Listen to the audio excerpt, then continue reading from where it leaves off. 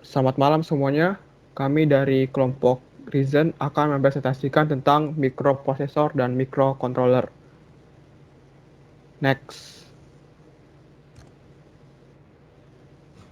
Sebelum kami melanjutkan presentasi, terlebih dahulu perkenalkan anggota kelompok kami. Yang pertama, saya sendiri Dimas Wiranugraha dan teman-teman saya Jidan Dirayo Gumbira dan Filipus Christian Renaldi. Terus next. Adapun yang akan kita bahas pada presentasi ini yang pertama yaitu definisi mikroprosesor dan mikrocontroller. Yang kedua, perbedaan mikroprosesor dan mikrocontroller. Yang ketiga, definisi sistem embedded. Yang keempat, keuntungan dari mikrocontroller untuk sistem embedded. Yang kelima, kriteria dalam memilih mikrocontroller untuk sistem embedded. Yang keenam yaitu family dari mikrocontroller 8051. Next. Next. Jadi yang pertama yang akan kita bahas yaitu definisi dari mikroprosesor dan mikrocontroller. Jadi apa itu mikroprosesor? Jadi mikroprosesor merupakan komponen berupa perangkat keras yang berfungsi untuk melakukan instruksi logika yang terlibat dalam pemrosesan komputer. Di mana pada mikroprosesor ini terdapat tiga bagian utama, yaitu yang pertama ALU yang berguna untuk melakukan instruksi logika, terus ada register unit dan control unit. Adapun contoh dari mikroprosesor itu seperti Intel Pentium dan lain-lain. Selanjutnya untuk mikrocontroller, mikrocontroller merupakan komputer atau perangkat keras dalam bentuk IC atau integrated circuit yang bertanggung jawab untuk melaksanakan sebuah tugas atau menjalankan sebuah aplikasi spesifik. Jadi mikrocontroller ini dikenal juga dengan mini PC. Next. Ya, kita bisa lihat di sini ada gambar dari arsitektur dari mikroprosesor, di mana pada mikroprosesor terdapat control unit, ALU, dan register. Terus ini ada gambar perkembangan Intel mikroprosesor dari 1971 yaitu Intel 4004 sampai 1995 yaitu Intel Pentium Pro. Next.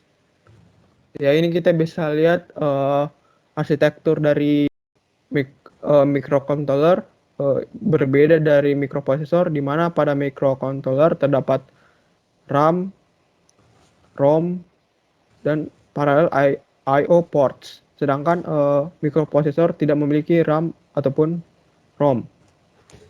Next.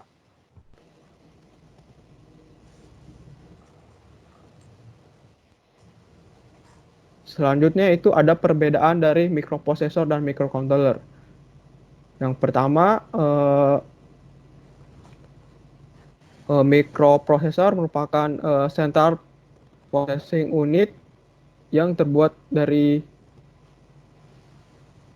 sebuah silikon berbasis IC. Terus kalau mikrocontroller dikembangkan dengan CPU ditambah dengan peripheral lainnya. Adapun perbedaan yang kedua yaitu mikroprosesor tidak memiliki RAM, ROM, I/O units, timers, dan peripheral lainnya pada chip. Sedangkan mikrocontroller mempunyai CPU dengan RAM, ROM, dan peripheral lainnya yang tertanam pada single chip.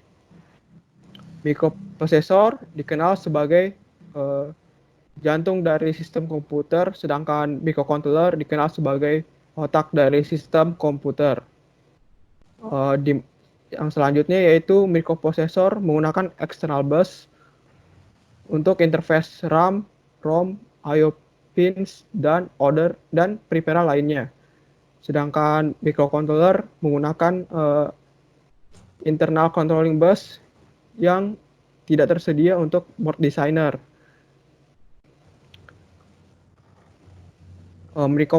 Sistem dari mikroprosesor dapat berjalan dengan kecepatan yang tinggi karena teknologi yang ada di dalamnya. Sedangkan mikrocontroller berjalan pada kecepatan 200 MHz atau tergantung dari arsitekturnya.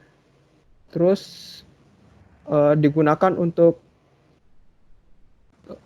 general purpose application yang dapat menghandle data banyak, sedangkan microcontroller digunakan untuk specific systems. Mikroprosesor lebih kompleks dan mahal karena banyaknya instruksi yang harus diproses, sedangkan microcontroller simple dan tidak terlalu mahal karena kurangnya instruksi yang diproses di dalamnya. Next. Ya, selanjutnya di sini saya akan menjelaskan tentang sistem embedded. Apa sih sistem embedded itu sendiri? Kalau kita sering melihat seperti contohnya seperti mesin ATM itu termasuk dalam sistem embedded. Sistem embedded merupakan sistem komputer yang di dalamnya merupakan gabungan dari prosesor dan memori komputer dan juga perangkat input-output yang dia memiliki fungsi yang tertentu atau spesifik, dan dia biasanya bisa berdiri sendiri ataupun dia merupakan bagian dari satu sistem yang lebih besar. Selanjutnya, untuk beberapa ciri-ciri dari sistem embedded itu sendiri, yaitu sistem embedded umumnya menggunakan mikroprosesor atau microcontroller sebagai basis atau block buildingnya. Lalu sistem embedded umumnya memiliki 3 komponen utama, yaitu komponen perangkat keras, perangkat lunak, dan juga RTOS atau Real Time Operating System. Real Time Operating System ini dia mengawasi jalannya perangkat lunak pada sistem embedded dan menyediakan mekanisme agar prosesor dapat menjalankan prosesnya sesuai dengan penjadwalan dengan mengikuti sebuah plan yang berguna untuk mengendalikan latensi. Selanjutnya, sistem embedded ini dia memiliki beberapa kelebihan, diantaranya dia mudah untuk dimodifikasi, lalu konsumsi daya, biaya produksi dan ukurannya yang kecil, dan juga timingnya yang presisi. Selanjutnya, keuntungan microcontroller untuk sistem embedded. Sistem embedded meskipun bisa menggunakan microprosesor atau microcontroller, umumnya lebih sering menggunakan microcontroller karena beberapa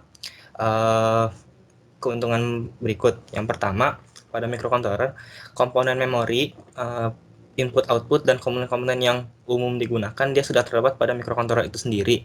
Sedangkan pada microprosesor, umumnya bagian-bagian tersebut terpisah sehingga harus ditambahkan ke microprosesor.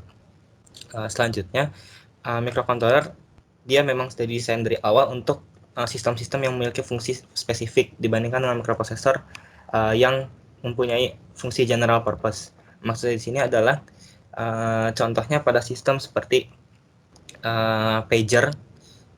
Pada pager itu karena dia hanya memiliki satu fungsi khusus, jadinya dia lebih cocok menggunakan microcontroller karena RAM, memori atau perangkat I/O-nya dia sudah ditertanam pada controller itu spesifik dan sehingga bisa mengurangi baik itu biaya produksinya ataupun komponen-komponen yang ditambahkan, dan juga bisa mengurangi penggunaan daya yang berguna pada perangkat-perangkat yang umumnya harus menggunakan daya yang kecil seperti contohnya pager itu sendiri atau mungkin contoh lainnya seperti alarm kebakaran.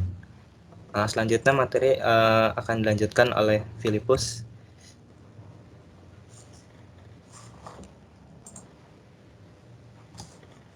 Ya, kita lanjut masuk ke dalam kriteria dalam memilih microcontroller.